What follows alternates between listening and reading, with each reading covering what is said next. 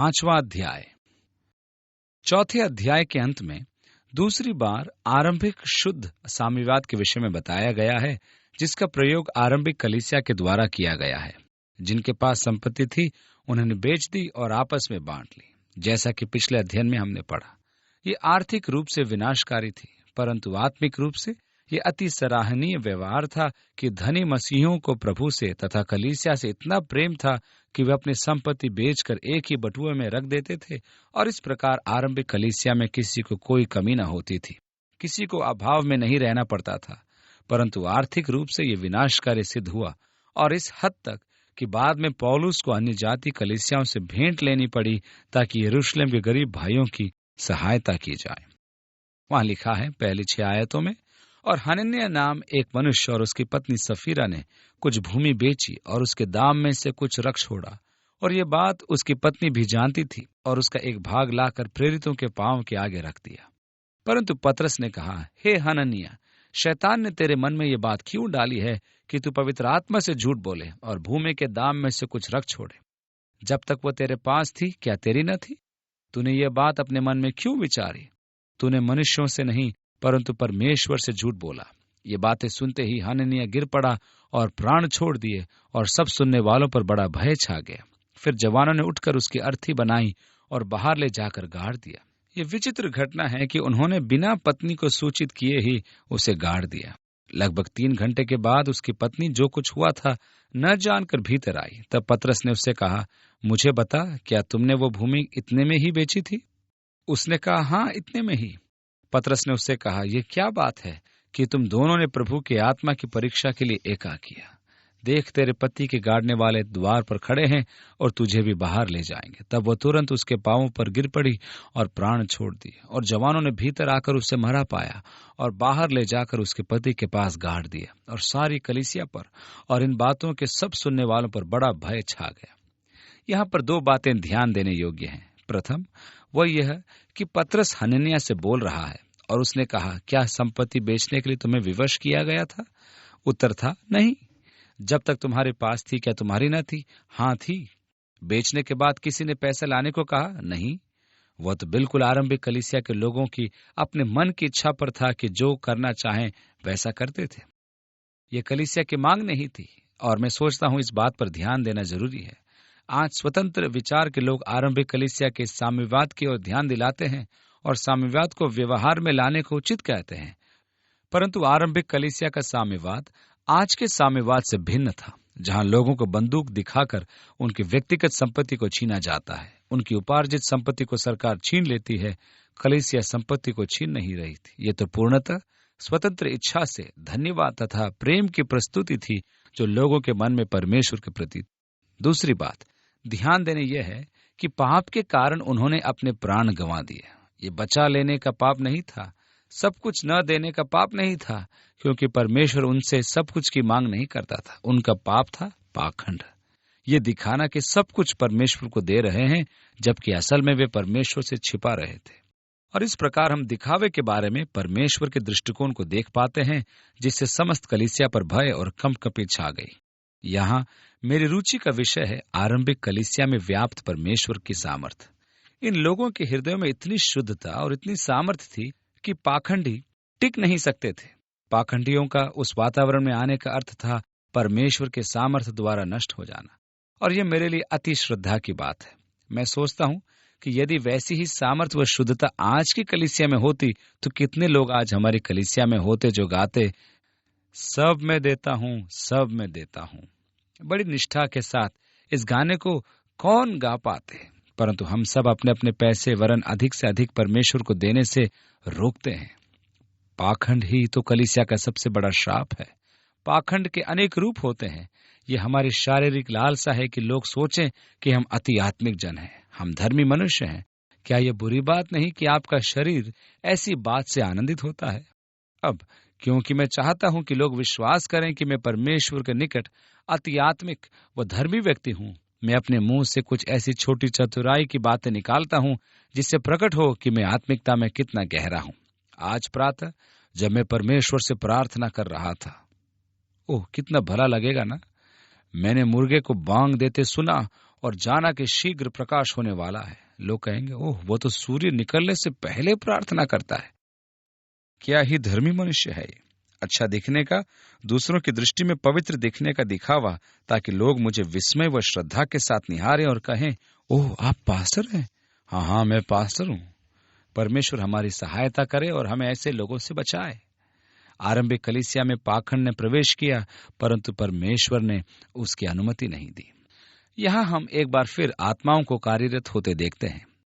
कुछ अध्यायों के बाद हम देखेंगे कि शमौन जादूगर पतरस के पास आया ताकि लोगों पर हाथ रखकर पवित्र आत्मा देने का वरदान उसे पैसे देकर मिल जाए, और पतरस परख लेता है कि उस मनुष्य के हृदय में क्या था। परंतु जब हनन्याह आया था तो पतरस ने सीधा पूछा, वह क्यों दिखावा कर रहा है कि सब कुछ दे रहा है, जबकि उसने कुछ बचा लिया था और अब वो पवित्र आत्मा से झूठ बोल रहा था। और तब उसने कहा, क्योंकि तूने मनुष्य से नहीं परंतु परमेश्वर से झूठ बोला है।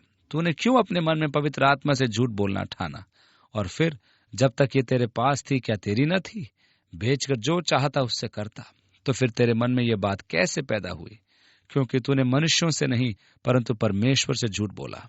इस प्रकार पतरस ने परमेश्वर और पवित्र आत्मा दोनों को बराबर दिखाया। पवित्र आत्मा से झूठ बोलना परमेश्वर से झूठ बोलना है। जब सफीरा भीतर आई, पतरस ने उससे भी ये देखने के लिए प्रश्न पूछे कि क्या वह भी अपने पति के झूठ में भागीदार थी। क्या तुमने भूमि इतने में ही बेची थी? हाँ, इतना ही मिला, उसने कहा। फिर उसने उससे कहा कि उसने अपने पति के साथ आरंभिक कलीसिया को धोखा देने के लिए इस षड्यंत्र का प्रयत्न क्यों किया, और उसका भी अपने पति के जैसा हाल हुआ।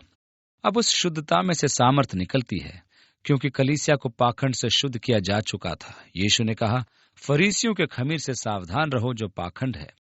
पौलुस ने कुरिन्थियों की कलीसिया से कहा, इसलिए खमीर को दूर करो, अर्थात कलीसिया में से पाखंड को दूर करो। कलीसिया को शुद्ध करने का परिणाम सामर्थ है, और प्रेरितों के काम की पुस्तक शुद्धता का एक आदर्श है। कलीसिया के इतिहास में यह परमेश्वर के सामर्थ का अद्वैत अनुभव है, और यह अनुभव कलीसिया को उस पथ पर लाने के लिए भी था। परंतु फिर भी आने वाली पीढ़ियों में कलीसिया परमेश्वर के सामर्थ से वंचित हो गई। मैं नहीं मानता कि कलीसिया में सामर्थ की कमी परमेश्वर का दोष है। कितनी ही बार हम अपनी असफलताओं के लिए परमेश्वर को दोष देते हैं। यह मनुष्य का स्वभाव है। जब परमेश्वर ने अदन की वाटिका में आदम से कहा, तूने क्या किया? उसने कहा, तूने जो स्त्री मेरी पत्नी होने के लिए दी थी उसी ने यह करवाया है। यह तेरा कसूर है, तूने उसे यहाँ रखा। और उसने पाप के लिए परमेश्वर को कसूरवार ठहराना चाहा। वह स्त्री जो तूने मेरी पत्नी होने के लिए मुझे दी, उसने कहा और मैंने खाया। इस प्रकार हम कलीसिया को उसकी कमजोर स्थिति में देखते हैं, जो परमेश्वर को दोष देना चाहते। हम कहते हैं, जब परमेश्वर के लिए कलीसिया अपने कार्यक्रम बनाने योग्य हो गई, सेमिनारियां बना ली और अपने संस्थान के ढांचे बना लिए, तो फिर आत्मा के सामर्थ्य की क्या आवश्यकता? तब हम तो बुद्धिमान मनुष्यों के द्वारा सुसमाचार को संसार तक पहुंचाने के योग्य हो गए। इतिहास इस गलती की साक्षी देता है। सुसमाचार को तो संसार में आरंभिक कलीसिया ने ही फैला दिया था। जैसा कि 30 वर्ष बाद पौलुस कुलिसियों की कलीसिया को लिखता है, सुसमाचार जैसा तुम्हारे पास पहुंचा वैसा सारे जगत के पास। और आज हम अपनी आधुनिक कलीसिया के द्वारा सुसमाचार को प्रति वर्ष पिछले वर्ष की तुलना में कम ही फैलता हुआ देखते हैं। 1935 में लगभग 32% संसार के लोग यीशु मसीह को जानते थे। 1945 तक 27% और 1955 तक 22% जनसंख्या ने यीशु मसीह के बारे में सुना था। आज वे हिसाब लगाते हैं कि केवल 17% ने यीशु मसीह के बारे में सुना है। 5 करोड़ लोग प्रति वर्ष संसार की जनसंख्या में जुड़ जाते हैं। उनमें से 5% से भी कम के पास प्रति वर्ष सुसमाचार पहुंचाया जाता है। आज की हमारी सुसमाचार की औसत रफ्तार बढ़ती हुई जनसंख्या की तुलना में 5% है। परंतु ऐसा वहां होता है जहां कलीसिया प्रभावी नहीं, वरन सच तो यह है कि कई स्थानों में तो कलीसिया को समाप्त ही कर दिया गया है, जिसका मुख्य कारण है पाखंड। जब कलीसिया में काटा छांटी आ गई और उसका शोधन हो गया, तो वह सामर्थ से भर गई। इसलिए हम पढ़ते हैं आगे, और प्रेरितों के हाथों से बहुत से चिन्ह और अद्भुत काम लोगों के बीच में दिखाए जाते थे, और वे सब एक चित होकर सुलेमान के ओसारे में इकट्ठे हुआ करते थे। यह वही स्थान था जहां लंगड़े व्यक्ति को चंगाई मिली थी। कलीसिया किसी और भवन में जमा नहीं होती थी, परंतु मंदिर के सार्वजनिक क्षेत्र सुलेमान के ओसारे में जमा होती थी। लिखा है आगे, परंतु औरों में से किसी को हियाव न होता था कि उनमें जा मिले, तो अभी लोग उनकी बड़ाई करते थे। और इस प्रकार लोगों का संपत्ति को बेचना व लाना बंद हो गया। हनन्याह व सफीरा की मृत्यु के बाद किसी के साहस नहीं हुआ कि उस समुदाय के सदस्य बने जिसमें हर चीज आपस में बांटी जाती थी, और इसके साथ वो विशेष अभियान समाप्त हो गया। यद्यपि वे उस समुदाय के भाग न बने, उनकी बड़ाई करते थे, और विश्वास करने वाले बहुतेरे पुरुष और स्त्रियां प्रभु की कलीसिया में और भी अधिक आकर मिलते रहे। इस प्रकार बहुत लोग विश्वास कर रहे थे, मसीह बन रहे थे, परंतु उस तरह के कलीसियाई समुदाय के सदस्य नहीं बन रहे थे जो आपस में अपनी संपत्ति बांटती थी। यहाँ तक कि लोग बीमारों को सड़कों पर ला लाकर खाटों और खटोलों पर लिटा देते थे कि जब पतरस आए तो उसकी छाया ही उनमें से किसी पर पड़ जाए। ध्यान दीजिए, यहाँ यह नहीं लिखा है कि पतरस की छाया से किसी को चंगाई का लाभ होता था। यहाँ ऐसा लिखा है कि वे चाहते थे कि उसकी छाया ही उनमें से किसी पर पड़ जाए। उस समाज में छाया के विषय एक अद्भुत अंधविश्वास था, और वे ध्यान रखते थे कि किसी दुष्ट व्यक्ति की छाया न पड़ जाए, क्योंकि यदि किसी दुष्ट व्यक्ति की छाया पड़ जाए तो कोई शाप पड़ेगा, ऐसा वे सोचते थे। और उसके विपरीत अच्छे व्यक्ति की छाया शायद लाभदायक सिद्ध हो। मैं विश्वास करता हूं, यद्यपि यह लिखा नहीं है, मैं विश्वास करता हूं कि पतरस की छाया पड़ने से बहुत चंगे हो जाते थे, अन्यथा ये प्रथा जल्दी ही समाप्त हो जाती। परंतु मुझे विश्वास है कि बहुत से लोग इस प्रकार चंगे हो जाते थे, इसलिए नहीं कि पतरस की छाया में कोई सामर्थ्य थी, परंतु विश्वास के सिद्धांत के अनुसार, जहां मनुष्य को विश्वास होता है कि परमेश्वर एक विशेष कार्य करेगा। जैसा कि उस स्त्री ने कहा था, मैं जानती हूं कि यदि मैं उसके वस्त्र के कोने को छू लूंगी तो चंगी हो जाऊंगी। और जिस क्षण उसने वस्त्र के सिरे को छुआ, उसके विश्वास ने काम किया, क्योंकि अपने मन में उसने कहा था, मैं जानती हूं कि जिस क्षण ये होगा मैं चंगी हो जाऊंगी। और जब उसने विश्वास किया, वह चंगी हो गई। इस प्रकार अपने विश्वास को कार्यान्वित करना महत्वपूर्ण होता है। मैं जानती हूं कि परमेश्वर यह करेगा जब मैं प्रभु का वस्त्र छू लूंगी, और अंततः ऐसा ही हुआ। वे भी ऐसा ही विश्वास रखते होंगे। मैं जानता हूं कि जब पतरस की छाया पड़ेगी तो प्रभु मुझे चंगा करेगा, या प्रभु मेरी माता या मेरे पिता को चंगा करेगा। इसलिए आप अपने भाई को सड़क पर ले जाते हैं और एक और बिठा देते हैं ताकि उस पर पतरस की छाया पड़े। आप सूर्य को देखते हैं और रोगी को उस ओर रखते हैं और छाया के पड़ने की प्रतीक्षा करते हैं, और जैसे ही वो पड़ती है आप कहते हैं, ठीक है, मैंने विश्वास किया था। परमेश्वर आपके विश्वास का उत्तर देता है, और मुझे विश्वास है कि बहुत से लोग चंगे हो जाते थे। यद्यपि वहां विश्वास करने के द्वारा नहीं लिखा है, उन्होंने वो बिंदु स्थापित कर लिया था जहां उन्हें चंगाइयां मिली थी। अब 16वें अध्याय में लिखा है, और यरूशलेम के आसपास के नगरों से बहुत लोग बीमारों और अशुद्ध आत्माओं के सताए हुओं को ला लाकर इकट्ठे होते थे, और सब अच्छे कर दिए जाते थे। इस प्रकार पाखंड को हटाकर कलीसिया को शुद्ध करना। परिणाम स्वरूप कलीसिया में सामर्थ्य का प्रदर्शन होता था। भीड़ की भीड़ शहरों व गांवों से यरूशलेम के चारों ओर से आती थी, और उस सामर्थ्य द्वारा चंगे किए जाते थे जो आरंभिक कलीसिया में थी। कई बार मेरा मन उस प्रकार की सामर्थ्य की कामना करता है कि वो आज की कलीसिया में हो, परंतु मैं गंभीरता पूर्वक प्रश्न करता हूं कि क्या आज कलीसिया में वो योग्यता है कि उस प्रकार की सामर्थ्य को संभाल सके। कलीसिया में ऐसा लगता है कि हम किसी भी चीज का दुरुपयोग करने को एकदम तैयार हो जाते हैं, और मुझे लगता है कि यह सचमुच दुख की बात है, विशेष करके उनके लिए जिनकी चंगाई की सेवकाइयां हैं और जो अपनी सेवकाइयों पर बल देते हैं। जहां तक मैं देख सकता हूं, उन्होंने इसका दुरुपयोग अपने व्यक्तिगत लाभ के लिए किया है। यह निश्चय ही एक त्रासदी है, परंतु अपने ही मन को नहीं जानता कि मैं क्या करता हूं। मैं अपने ही पर भरोसा नहीं करता।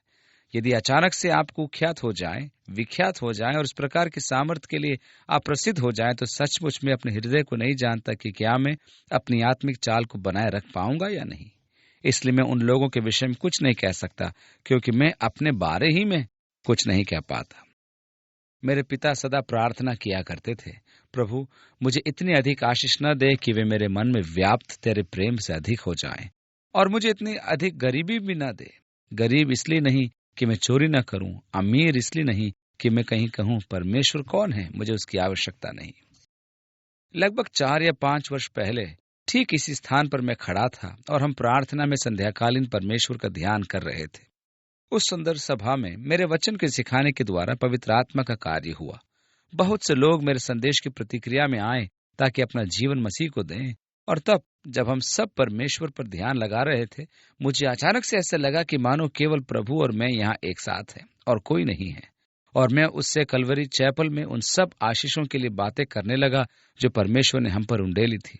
मैंने कहा, प्रभु, एक ही बात की कमी लगती है। जबकि मैं प्रेरितों के काम की कलीसिया के विषय में सोचता हूँ तो पाता हूँ कि वो गतिशील सामर्थ हम में नहीं है कि लोगों की शारीरिक आवश्यकताओं की सेवकाई हो, वैसी चंगाई व वैसे आश्चर्य कर्म जो प्रेरितों के काम के युग की कलीसिया में हुए।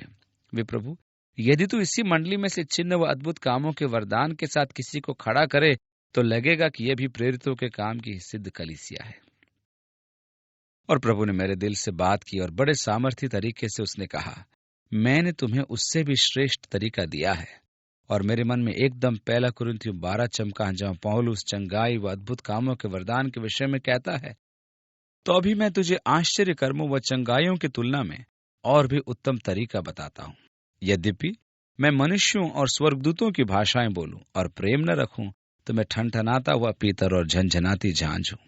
और परमेश्वर ने कहा, मैंने तुम्हारी सहभागिता में प्रेम दिया है।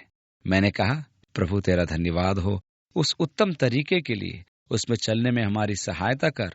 और उसके बाद मैंने उससे चिन्ह व आश्चर्य कर्मों का वरदान कभी नहीं मांगा, जहां तक मेरे व्यक्तिगत जीवन का प्रश्न है। चिन्ह व चमत्कार प्रतिदिन हो रहे हैं, परंतु उस सीमा तक नहीं जैसा प्रेरितों के कामों में लिखा है। नहीं हम उसका लाभ उठाना चाहते हैं या उन चंगाइयों पर बल देना चाहते हैं जो हो रही हैं। अन्यथा लोग केवल शारीरिक लाभों के लिए हमारी ओर आकर्षित होंगे और मसीह की ओर न आएंगे। मुझे लगता है इस क्षेत्र में हम आरंभिक कलीसिया की तुलना में कम हैं। परमेश्वर जानता है कि कमी क्यों है। मुझे निश्चय है कि इस वरदान की कमी का कारण थोड़ा माने या पूरा माने हम ही हैं। परमेश्वर का हाथ छोटा नहीं हो गया कि वो बचा न सके, उसका कान बहरा नहीं हो गया कि सुन न सके। मुझे निश्चय है कि जिस वातावरण में इन वरदानों का सही उपयोग होना चाहिए वे है ही नहीं।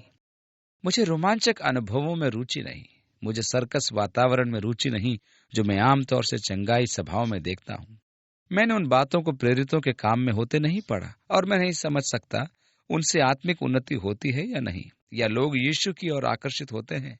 परंतु अधिकतर लोगों जिनकी ओर आकर्षित होते हैं वे मात्र साधन है। वह समय विशेष में परमेश्वर का एक जन है, एक चमकता हुआ सितारा है। पतरस की लोकप्रियता के कारण याजकों में ईर्ष्या पैदा हो गई। तब महायाजक व उसके सब साथी जो सदुकियों के पंथ के थे डाह से भर कर उठे। ध्यान दे, महायाजक स्वयं सदुकी पंथ का था। सदुकी भौतिकवादी और मानववादी थे जो न आत्माओं में, न स्वर्गदूतों में और न ही पुनरुत्थान में विश्वास करते थे और धर्म के क्षेत्र में केवल धन के लोभी थे। और अब शिष्यों की लोकप्रियता उनके लिए खतरा बन गई और वे डाह से भर गए। और 18वीं आयत से आगे लिखा है, और प्रेरितों को पकड़ के बंदीगृह में बंद कर दिया। परंतु रात को प्रभु के एक स्वर्गदूत ने बंदीगृह को खोलकर उन्हें बाहर लाकर कहा कि जाओ, मंदिर में खड़े होकर इस जीवन की सब बातें लोगों को सुनाओ। जाओ और मंदिर में खड़े होकर जीवित मसीह की महिमा उनको सुनाओ। वहीं जाओ जहां से तुम्हें पकड़ा गया था, और वे ही काम करो जो पकड़े जाने के समय कर रहे थे। स्वर्गदूत ने यह नहीं कहा, अब तुम स्वतंत्र हो, बच निकलो, यरूशलेम से भाग जाओ और कैसरिया चले जाओ, जहाज पर चढ़कर यूनान चले जाओ, सताव से बच जाओ और फिर वापस आना। उसने ऐसा नहीं बोला। उसने कहा, सीधे मंदिर में जाओ और वहां लोगों को जीवन की बातें सुनाओ। 21वीं आयत से आगे, वे यह सुनकर भोर होते ही मंदिर में जाकर उपदेश देने लगे। परंतु महायाजक और उनके साथियों ने आकर महासभा को और इस्राएलियों के सब पुरनियों को इकट्ठा किया और बंदीगृह में कहला भेजा कि उन्हें लाएं। परंतु प्यादों ने वहां पहुंचकर उन्हें बंदीगृह में न पाया और लौटकर संदेश दिया कि हमने बंदीगृह को बड़ी चौकसी से बंद किया हुआ और पहरे वालों को बाहर द्वारों पर खड़ा पाया, परंतु जब खोला तो भीतर कोई न मिला, वे गायब हो गए। पहरेदार अभी भी खड़े थे, हर जगह ताला बंद था, परंतु जब भीतरी बंदीगृह का द्वार खोला तो उन्होंने पाया कि उनके कमरे खाली पड़े थे। 24वीं आयत, जब मंदिर के सरदार और महायाजकों ने ये बातें सुनी तो उनके विषय में भारी चिंता में पड़ गए कि ये क्या हुआ चाहता है। वे अचंभित हुए, भाई क्या कहानी बनने जा रही है। इतने में किसी ने आकर उन्हें बताया कि देखो, जिन्हें तुमने बंदीगृह में बंद रखा था वे मनुष्य मंदिर में खड़े हुए लोगों को उपदेश दे रहे हैं। परमेश्वर में भी हंसी मजाक का स्वभाव है। यह महासभा व प्रतिनिधियों की सभा अध्यक्ष द्वारा बुलाई गई है। समस्या को सुलझाना है वो कहता है, और आप भेजते हैं कि बंदियों को बुलाओ, और वे भीतर जाकर कमरों को खाली पाते हैं। और यहाँ महान नेताओं की सभा है जो इन पर मुकदमा चलाने को तैयार है, और कोई कहता है वे तो वापस मंदिर में हैं, वे वहां लोगों को शिक्षा दे रहे हैं। तब सरदार प्यादों के साथ जाकर उन्हें ले आया, परंतु बरबस नहीं, क्योंकि वे लोगों से डरते थे कि हमें पथरवाह न करें। वहां जोशीले लोग थे, स्थिति अधिक नहीं बदली थी। सरदार डरता था कि कहीं पथरवाह न हो जाए, सो उसने उन्हें विवश नहीं किया।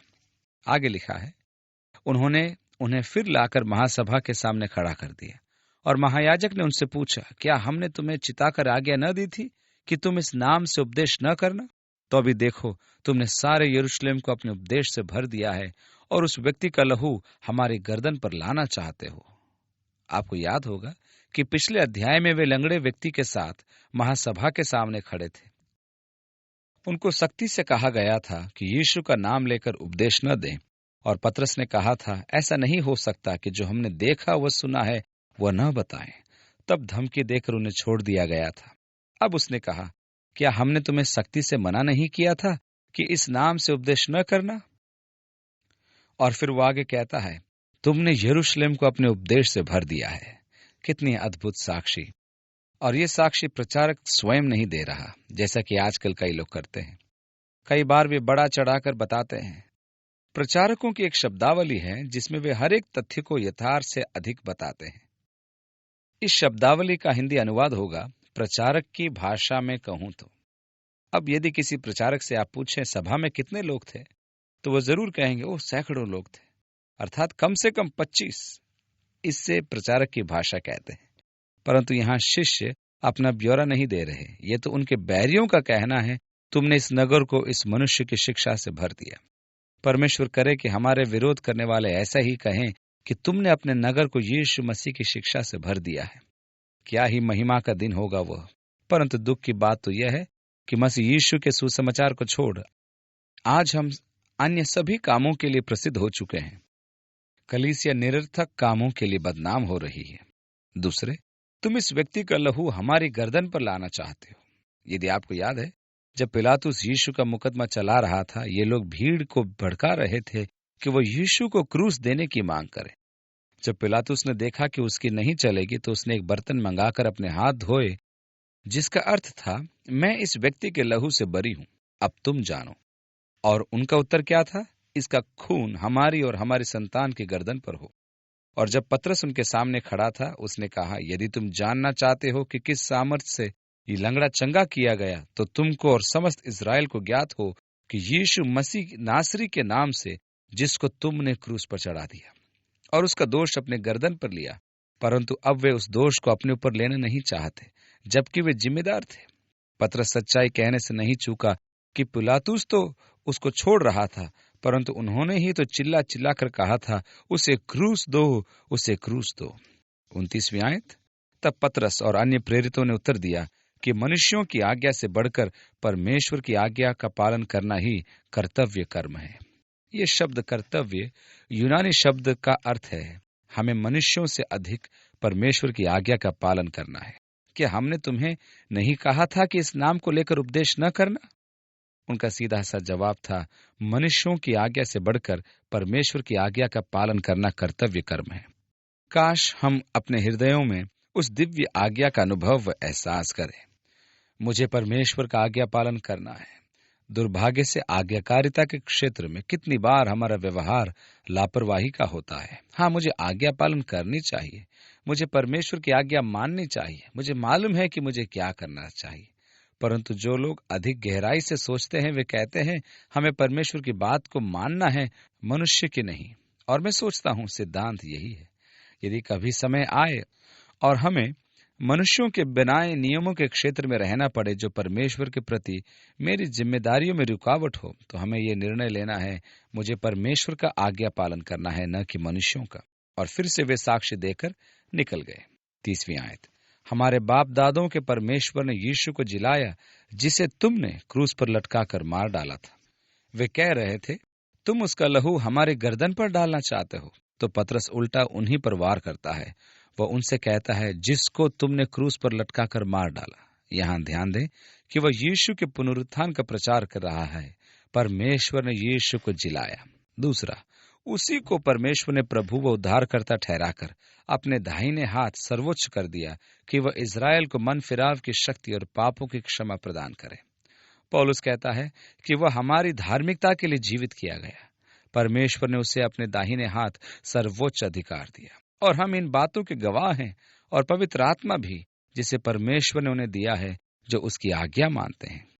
यहाँ हम पाते हैं कि जो आज्ञा पालन करते हैं उनको पवित्र आत्मा दिया जाता है। अपने पापों से मन फिराना, यीशु मसीह पर विश्वास करना, परमेश्वर की आज्ञा पालन करने वाले व्यक्ति पर पवित्र आत्मा का वरदान आता है। ये सुनकर वे जल गए और उन्हें मार डालना चाहा, परंतु गमालियल नामक एक फरीसी ने, जो व्यवस्थापक और सब लोगों में माननीय था, न्यायालय में खड़े होकर प्रेरितों को थोड़ी देर के लिए बाहर कर देने की आज्ञा दी। तब उसने कहा, हे इस्राएलियों, तुम जो कुछ इस मनुष्यों से करना चाहते हो सोच समझ के करना, क्योंकि पहले थियुदास ये कहता हुआ उठा कि मैं भी कुछ हूँ, और कोई 400 मनुष्य उसके साथ हो लिए, परंतु वो मारा गया, और जितने लोग उसे मानते थे सब तितर बितर हुए और मिट गए। उसके बाद नाम लिखाई के दिनों में यहूदा गलीली उठा और कुछ लोगों को अपनी ओर कर लिया, वह भी नाश हो गया, और जितने लोग उसे मानते थे सब तितर बितर हो गए। इसलिए अब मैं तुमसे कहता हूँ, इन मनुष्यों से दूर ही रहो और इनसे कुछ काम न रखो, क्योंकि यदि ये धर्म या काम मनुष्यों की ओर से हो तब तो मिट जाएगा, परंतु यदि परमेश्वर की ओर से है तो तुम उन्हें कदापि न मिटा सकोगे। कहीं ऐसा न हो कि तुम परमेश्वर से भी लड़ने वाले ठहरो। इस प्रकार उन लोगों के लिए गमालियल की यह सलाह बुद्धिमानी की थी। इस प्रकार की बातें पहले भी हो चुकी हैं। दूसरे भी लोग उनके साथ खड़े हुए। उन्होंने अपने चारों ओर लोगों को इकट्ठा कर लिया और उन्होंने कहा कि वे सब खत्म हो गए हैं, क्योंकि उनका अगुआ मारा गया है, इसलिए उनको छोड़ दो। ये तर्क कमजोरी को दिखाता है, न कि शक्ति को। आप सामान्य बातों को यूं ही नहीं टालते कि देखें कैसे स्वयं खत्म होगा, परंतु ये गमालियल की सलाह थी और उन्होंने उसकी सलाह मान ली। ये वही गमालियल है जिसका पौलुस एक उज्जवल विद्यार्थी था। कुछ खोजे गए आरंभिक लेखों से ज्ञात होता है कि गमालियल ने पौलुस के लिए कहा था कि विद्यार्थी के रूप में उसे पौलुस के साथ एक समस्या थी। वो एक अत्यधिक उत्साही विद्यार्थी था। वह पुस्तकों का कीड़ा था और गमालियल को कठिनाई होती थी कि उसे पर्याप्त पुस्तकें दे। उसे ज्ञान की बड़ी भूख थी। गमालियल की सलाह को उन्होंने कुछ हद तक माना। उसने कहा उन्हें जाने दो, परंतु उन्होंने प्रेरितों को पीटने के बाद जाने दिया और प्रेरितों को बुलवाकर पिटवाया और ये आज्ञा देकर छोड़ दिया कि यीशु के नाम से फिर बातें न करना। लगता है शायद यहाँ अंत हो जाएगा, उन्होंने सोचा। वे इस बात से आनंदित होकर महासभा के सामने से चले गए कि हम उसके नाम से फिर निरादर होने के योग्य तो ठहरे। आप ऐसे लोगों को कैसे रोक सकते हैं? उत्तर है, उनको रोका नहीं जा सकता। और वह प्रतिदिन मंदिर में और घर घर में उपदेश करने और इस बात का सुसमाचार सुनाने से कि यीशु ही मसीह है न रुके। ध्यान दें कि वे प्रचार व शिक्षा दोनों काम करते थे। परमेश्वर के सुसमाचार की घोषणा प्रचार है, जो मुख्य रूप से आधारभूत विश्वासियों के लिए की जाती है। एक बार जब किसी व्यक्ति ने यीशु मसीह को ग्रहण कर लिया, तब उसकी असली आवश्यकता होती है कि उसे शिक्षा दी जाए। यहाँ कलीसिया ने एक गंभीर गलती की कि वह महान प्रचारक तो उत्पन्न करती रही, परंतु शिक्षक उत्पन्न नहीं किए, और इस कारण भेड़ें मजबूत नहीं हुई, क्योंकि इतवार के बाद इतवार शिक्षण के बदले प्रचार मिलता है। हमारा प्रचार सड़क के किनारे और हमारा शिक्षण कलीसिया के भीतर होना चाहिए। प्रचार वो महान सेवकाई है जिसमें मनुष्य आकर्षित होते हैं। गाने व खेलों के द्वारा वे मसीह को ग्रहण कर सकते हैं और कर लेते हैं। तब धार्मिकता तथा सत्य की रीति पर शिक्षण की बड़ी आवश्यकता होती है।